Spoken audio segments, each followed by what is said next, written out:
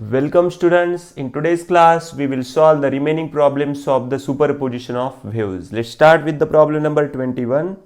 A set of 8 tuning forks is arranged in a series of increasing order of frequencies. Each fork gives 4 beats per second with the next one, and the frequency of last fork is twice that of the first. Calculate the frequencies of the first and the last fork. We know that tuning fork like this U-shaped ये जो instrument होता है, इससे हम जो vibration produce करते हैं, sound वहाँ पे प्रोड्यूस होता है, तो इसे हम ट्यूनिंग फोर्क कहते हैं. तो यहाँ पे जो total number of tuning forks दिए हैं, हमें 8 ट्यूनिंग फोर्क्स दिए हैं, और जो फ्रीक्वेंसी है वो है इंक्रीजिंग ऑर्डर में. इंक्रीजिंग ऑर्डर को हम असेंडिंग ऑर्डर भी कह सकते हैं, और जब डिक्रीजिंग ऑर्डर मेंशन किया होता है उसे हम डिसेंडिंग ऑर्डर कहते हैं. So basically in this problem there are 8 tuning forks which are arranged. The frequency of each fork is increasing. Okay, and यहाँ पे जो मेंशन किया है कि जो हर एक ट्यूनिंग फोर्क में जो डिफरेंस है, मीन जो सेकंड ट्यूनिंग फोर्क है और फर्स्ट ट्यूनिंग फोर्क है, वहाँ पे जो फ्रीक्वेंसी का डिफरेंस है, बीट्स का जो दिया है वैल्यू हमें 4 दिया है. So each fork use 4 beats per second with the next one. तो वहाँ पे जो बीट्स जो दिया है हमें वो 4 दिया है. So basically here we have to find the frequency of the first and the last fork. तो यहाँ पे हम क्या फाइंड करने वाले हैं, N1 का फ्रीक्वेंसी और N8 का value, means first tuning fork का और 8th ट्यूनिंग फोर्क का फ्रीक्वेंसी फाइंड करने वाले हैं. सबसे इंपॉर्टेंट यहाँ पे जो कंडीशन दिया है हमें, the next one and the frequency of last fork is the twice that of the first. जो लास्ट ट्यूनिंग फोर्क है मीन्स N8 है, उसका जो फ्रीक्वेंसी है ट्वाइस है फर्स्ट फ्रीक्वेंसी से. तो इसलिए मैंने लिखा है N8 is equal to 2N1. So here is a basic formula which we have to use. That formula is NP is equal to here is N1 plus P minus 1 N. So this formula we are going to use here. So what basically this formula describe us, जहाँ पे भी frequency tuning fork की increasing order में होंगी तब ये formula हम use करते हैं. यहाँ पे जो NP है, NP मीन्स पीथ नंबर का ट्यूनिंग फोर्क. लेट्स कंसीडर यहाँ पे 8 नंबर का ट्यूनिंग फोर्क है, तो यहाँ N8 लिखेंगे हम. N1 क्या है, फर्स्ट जो ट्यूनिंग फोर्क है उसकी फ्रीक्वेंसी है. यहाँ पे जब N8 लिखेंगे तो यहाँ पे 8 आएगा, और N क्या होगा, जो डिफरेंस होगा जो हमें फ्रीक्वेंसी बीट्स दी है वो N होगा. तो बेसिकली हम यहाँ पे लिखेंगे N8, तो N1 प्लस P का वैल्यू क्या है, यहाँ पे हमने अभी लिखा है 8, तो दिस विल बी 8 माइनस 1, और N जो है, जो बीट्स हमें दिया है, नंबर ऑफ बीट्स प्रॉब्लम में मेंशन किया है, कितना है, 4 है. ओके, तो जो हर दो ट्यूनिंग फोर्क में जो डिफरेंस है, that difference is here N. तो वो हमने मेंशन किया है. जो N8 का जो बेसिकली इक्वेशन हमें मेंशन किया है वो क्या है, N8 is equal to 2N1. So I will write this value here 2N1. So this will be 2N1, N1 8 minus 1 that is 7 into 4. Okay, so you can write this 2N1 minus N1 is equal to 28. Okay, 7 4s are 28. So 2N1 minus N1 that will be 28. So हमें जो N1 का value यहाँ पे पूछा था, first tuning fork के लिए जो वैल्यू पूछा था वो हमें यहाँ पे मिला है 28 hertz. So very easy problem. Just you have to remember this formula. This formula we use in case of the frequency of the tuning fork which is in ascending order. जहाँ पे frequency increase order में दी है, इस problem में उसी तरह से दी है. So NP is equal to N1 plus P minus 1 into N. Here NP is the pth number of tuning fork frequency. Means यहाँ पे 8 लिखा है मैंने, तो P का वैल्यू 8 है, यानी 8 नंबर का tuning fork है. यहाँ पे N1 मीन्स क्या होता है, जो फर्स्ट ट्यूनिंग फोर्क की फ्रीक्वेंसी होती है वो N1 होती है। यहाँ पे 8 मेंशन किया है P का वैल्यू, तो यहाँ पे P का वैल्यू 8 आएगा। 8 माइनस 1 करना है। N क्या है, जो दो ट्यूनिंग फोर्क होंगे वहाँ पे जो डिफरेंस होगा फ्रीक्वेंसी का वो है यहाँ पे 4, उसे हम बिट्स भी कह सकते हैं। सो N1 का वैल्यू यहाँ पे हमें मिला है और N1 से हम डायरेक्टली अभी N8 का वैल्यू फाइंड कर सकते हैं इस रिलेशन से। So we can find N8 by using 2N1, so this will be 2 into 28, so 28 into 2 कितना होगा 6 hertz, so this is our value of N8। so बहुत ही easy प्रॉब्लम, तो ये प्रॉब्लम हमारा हो चुका है, problem number 22। so let's see next one।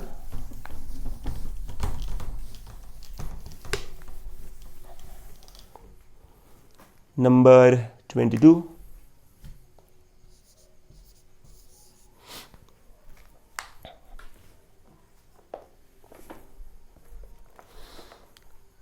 a sonometer wire is stretched by a tension of 40 Newton. It vibrates in unison with a tuning fork of frequency 384 Hz. How many numbers of beats get produced in 2 seconds if the tension in the wire is decreased by 1.24 Newton? See here, जो हमें first जो tension का value mention किया है वो हम लिखेंगे T1 से, दैट इज 40 न्यूटन। एंड यहाँ पे सबसे एक इंपॉर्टेंट वैल्यू मेंशन किया है, it vibrates in unison. Unison का मतलब क्या होता है, सिमिलर, इक्वल। इक्वल के लिए जो वर्ड है यूनिसन। तो सोनोमीटर के it vibrates in unison with tuning fork of frequency 384 hertz. तो यहाँ पे जो फ्रीक्वेंसी दिया है वो सेम है, यहाँ पे हमें लिखना है 384 हर्ट्ज। ट्यूनिंग फोर्क का और वायर का फ्रीक्वेंसी यहाँ पे सेम है 384 hertz. How many number of beats get produced in 2 seconds. तो हमें नंबर ऑफ बीट्स फाइंड करना है if the tension in the wire decreased by 1.24 newton. तो हमें 1.24 न्यूटन से यहाँ पे जो टेंशन है वो डिक्रीज मेंशन किया है। सी हियर, जो T2 का वैल्यू हम किस तरह से फाइंड करेंगे, 40 माइनस 1.24। तो जब आप 40 माइनस 1.24 करेंगे तो यहाँ पे आपको वैल्यू जो मिलेगा कितना होगा, 38.76। तो इसका जो आंसर आएगा 38.76। सब एकदम बेसिक, आपको जो सब्सट्रैक्शन है वो करना है। ये मिला है हमें T2 का value. So basically in case of sonometer you can write this formula, n is equal to 1/2L root T by M। यहाँ पे आप देख सकते हैं कि लेंथ और लीनियर डेंसिटी यहाँ पे कांस्टेंट होने के बावजूद हम n का जो वैल्यू है t के साथ डायरेक्टली प्रोपोर्शनल लिख सकते हैं। So n is directly proportional to square root of t। From this you can write here that basically we know n1, we are going to find n2 from this relation. So here it will be n1 upon n2 is equal to square root of, क्या हो जाएगा यहाँ पे, ये directly proportional है या inversely proportional है, directly proportional है। तो यहाँ पे n1 है तो यहाँ पे t1 होगा और यहाँ पे t2 होगा। तो हम क्या करेंगे, अभी n1 का जो वैल्यू है वो हमें मालूम है, तो यहाँ पे लिखेंगे, पहले फॉर्मूला क्लियरली लिखेंगे n1, सी हियर। तो हम यहाँ पे वैल्यूज पुट करेंगे। n1 का वैल्यू हमारे पास है 384, ओके, डिवाइडेड बाय n2, और जो square root of t1 and t2 लिखना है हमें। t1 का वैल्यू है 40 डिवाइडेड बाय t2 का जो वैल्यू है वो क्या है, 38.76, ओके, 38.76। तब जब हम इसे सॉल्व करेंगे तब ये जो होगा 40 डिवाइडेड बाय 38.76, लॉग टेबल का आपको यूज़ करना है, तो स्क्वायर रूट ऑफ 1.031 मिलेगा हमें।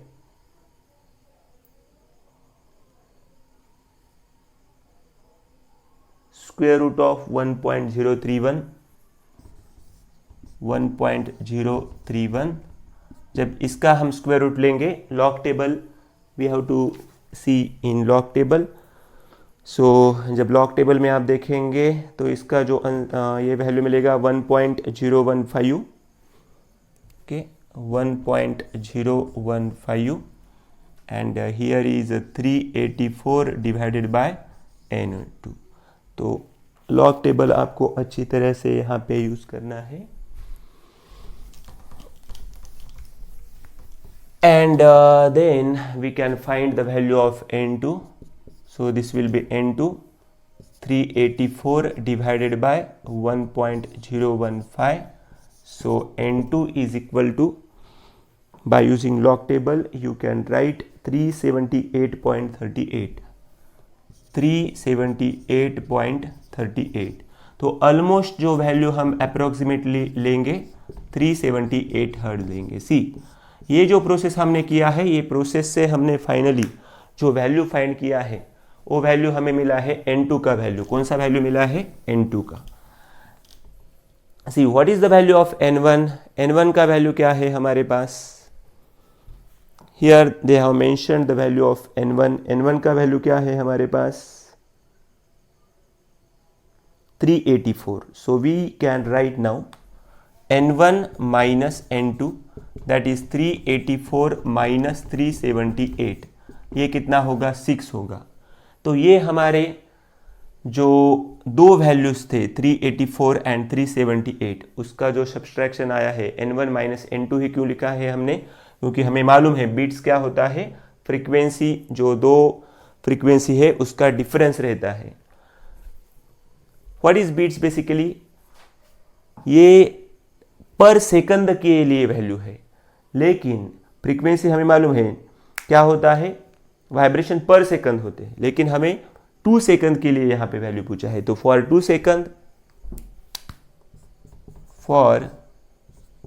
सेकंड, क्योंकि हमें जो प्रॉब्लम में मेंशन किया है फॉर 2 सेकंड, तो हम क्या करेंगे यहां पे 2 × 6 करेंगे, तो हमें जो आंसर मिलेगा वो क्या मिलेगा? 12। So you can write 12 beats. So problem easy है, सिर्फ अच्छी तरह से आपको लॉग का यूज यहां पे करना है। Okay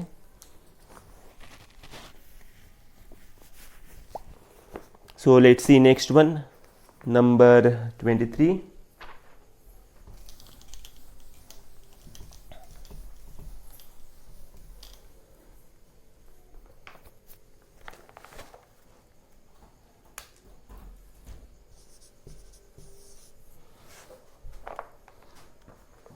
A sonometer wire of length 0.5 meter is stretched by weight of 5 kg. The fundamental frequency of vibration is 100 Hz. Calculate linear density of wire. See here, length is given. Length कितना दिया है? 0.5 metre. जो tension दिया है वो कितना दिया है? 5 kg वेट। सी 5 kg वेट है। टेंशन के लिए क्या करना पड़ता है हमें? न्यूटन में निकालना पड़ेगा यहाँ पे। तो हम क्या करेंगे? 5 × 9.8, तो इसका जो मल्टीप्लिकेशन आएगा वो क्या होगा? 49 Newton. The fundamental frequency is given, that fundamental frequency is small n, which is 100 Hz. 100 Hz fundamental frequency यहाँ हमने स्मॉल n से डिनोट की है। तो linear density means we have to find m। So बहुत ही इजी प्रॉब्लम है, directly आप फाइंड करेंगे answer. n is equal to 1/2L √T/m। जब इसका स्क्वायर करेंगे आप, squaring both sides, n square is equal to 1/4L² into T/m। From this m के लिए फॉर्मूला हम तैयार करेंगे। m क्या है यहाँ पे? लीनियर डेंसिटी है। So m is equal to, so this will be t divided by 4l square n square. Okay, so now m is equal to, what is the value of capital T? That is 49 divided by 4 into l square. So 4 into l का जो value है 0.5 है, l का क्या value है 0.5 है, सो 0.5 का हम स्क्वायर लेंगे इनटू n का वैल्यू है, n क्या है 100 है, 100 means you can write 10 to the power 2. Okay, 100 को आप 10 टू द पावर 2 लिख सकते हैं. सी हियर, तो यहाँ पे जो हमने लिखा है 4 into L square into 10 to the power 2, लेकिन 10 टू द पावर 2 का भी क्या है स्क्वायर है, बरोबर.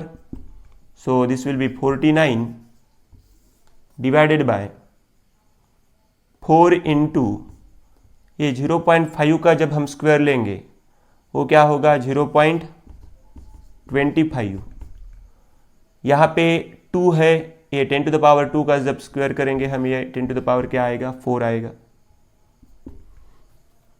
Okay, so now you can write here, see here, n square is equal to 1/4 l square into t by m था. m को हमने यहाँ पे लिया तो m is equal to t by 4 into l square into n square हुआ है. 4 लिखा हमें, l का वैल्यू हमने पुट किया 0.5, उसका स्क्वायर, n का square, so 10 to the power 2 का स्क्वायर लिया हमने, ये 49 लिखा.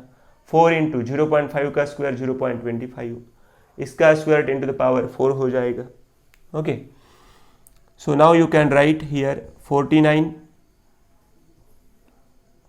इंटू ये 10 टू द पावर क्या है 4, ऊपर जाने के बाद क्या हो जाएगा 10 to the power -4 divided by ये 4 इंटू 0.25 आपको करना है. 4 इंटू 0.25 आप किस तरह से लिख सकते हैं, तो इसको आप 4 into 25 into 10 to the power -2 लिखेंगे. तो बेसिकली यहाँ पे जो 4 इंटू 25 है वो क्या है 100 है. ओके, 100 है और ये 10 टू द पावर -2 ये भी क्या हो जाएगा, कैंसिल हो जाएगा. तो बेसिकली हमें मिलेगा 49 into 10 to the power -4. I will write this step here. Okay, almost हो चुका है हमारा answer.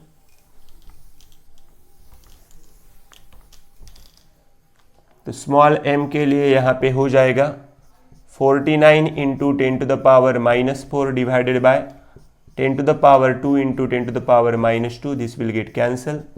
So finally we have 49 into 10 to the power -4. इसे आप इस तरह से लिख सकते हैं 4.9. तो एक डिजिट से हमने कम किया है तो यहाँ पे एक डिजिट से इंक्रीज होगा value. So kilogram per metre is the unit for linear density. m क्या है यहाँ पे लीनियर डेंसिटी है. So this is our answer. So very easy problem. यहाँ पे हमने लीनियर डेंसिटी का वैल्यू फाइंड किया है. ओके, ये 4 इंटू 25 कितना होगा 100 होगा. 100 को हम क्या लिखते हैं 10 टू द पावर 2 लिखते हैं.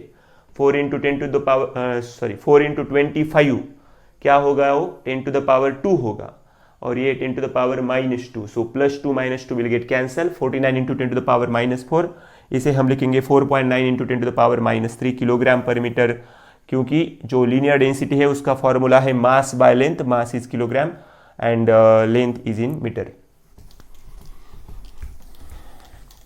Next one,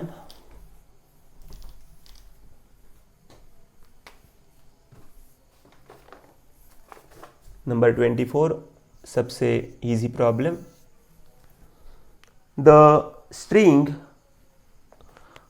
The string of a guitar is 80 cm long and has a fundamental frequency 112 Hz. If a guitarist wishes to produce frequency of 160 Hz, where should the person press the string? See here, length is given, that is 80 cm. Then the fundamental frequency is given, that is 112 Hz. तो यहाँ पे हमें पूछा है जब frequency N2 होगी 160 Hz तो L2 क्या होगा। यहाँ पे बेसिकली क्या है, गिटार है। गिटार का जो basically the string of guitar is 80 centimetre long, उसका जो गिटार का जो स्ट्रिंग है वो कितना लॉन्ग है, 80 सेंटीमीटर लॉन्ग है। तो वहाँ पे फंडामेंटल फ्रीक्वेंसी 112 हर्ट्ज दिया है।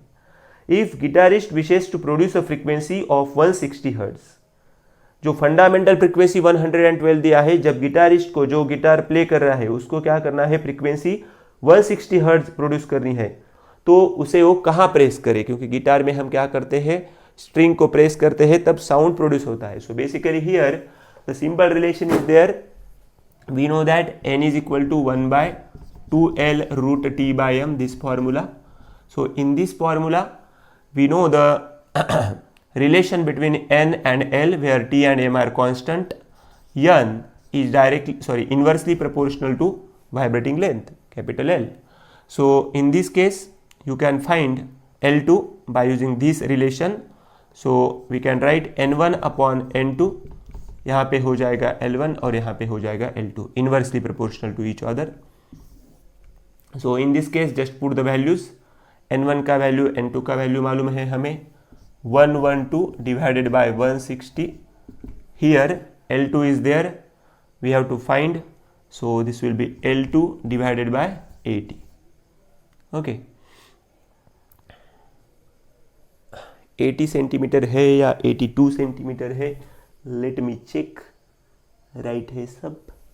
तो आप क्या कर सकते हैं, अभी L2 के लिए 112 इंटू 80 डिवाइडेड बाय 160, तो जब आप इसका डिवीजन करेंगे 0 0 कैंसिल होगा, 8 से आप इधर डिवाइड करेंगे तो यहाँ पे 2 मिलेगा। तो basically L2 is equal to 112 divided by 2, तो ये हो जाएगा 56 सेंटीमीटर। कितना हो जाएगा, 56 centimetre. Okay, so this is our answer. So in this way today we finished our all problems of superposition of waves. Thank you for watching the video.